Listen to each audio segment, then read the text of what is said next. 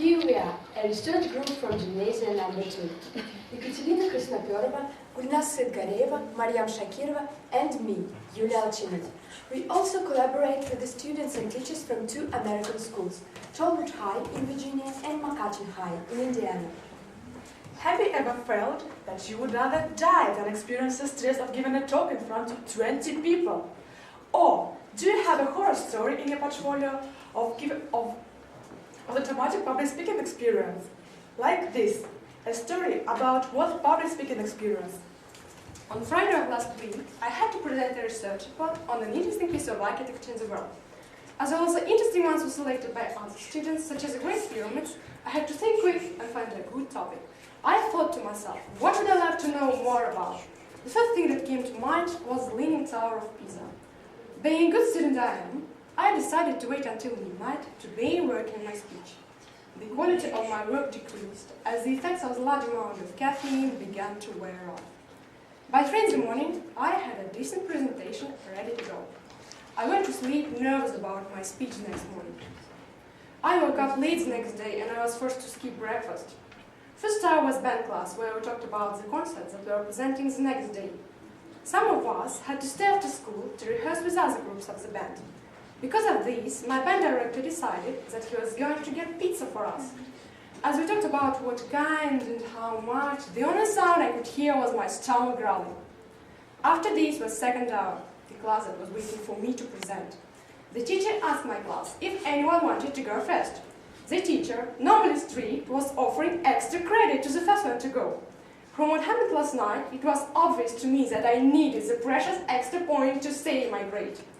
I walked up to the podium, started my slideshow, and looked at my notepad to remind myself of how I was going to start the speech. I started with my introduction. Hello, my name is Nate. Unfortunately, this was the highest point of my speech. Through a combination of sleep deprivation, hunger, and nervousness, I managed to say, my presentation is about the Leaning Tower of Pisa. I caught my mistake as soon as it came out of my mouth, but so did the rest of the class. I was laughed at the podium and back to my seat. At least, I received a B for the effort. A nice story, isn't it? And the speaker is really good. So, our group are looking into the ways of how to be an effective public speaker. First, we analyze the talks given by native English speakers. Becky Blanton, Itay Talam, Jill Bowen-Taylor, and Stefano Broadbent. Then, we studied a number of websites on public speaking and developed a list of suggestions on how to be a good public speaker. Number 1. Capture the attention of the audience in the first 2 minutes. How? For instance, say something which will engage the listeners from the very beginning, like a story, a surprising number, or a quote. Now see how Itay Talam, who is an orchestra conductor, starts his talk. People have taken this amazing possibility. People have taken this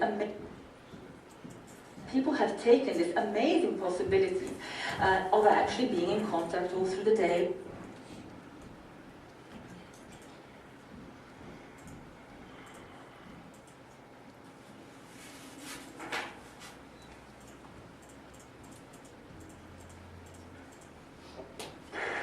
The magical moment of conducting, which is you go onto a stage, there's an orchestra sitting, they're all warming up and doing stuff, and I go on the podium, this little office of the conductor, or rather a cubicle, an open space cubicle, 12 space, and in front of all that noise, you do a very small gesture, something like this, not very prompt, not very sophisticated, this, and suddenly out of the chaos, order.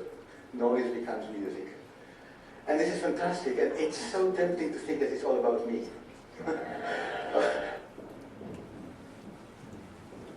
Number 2. Illustrate a talk with most powerful data or facts.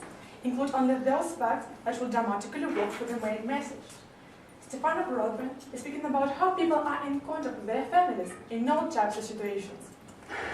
The magical moment of conducting, which is you go onto a stage, there's an orchestra.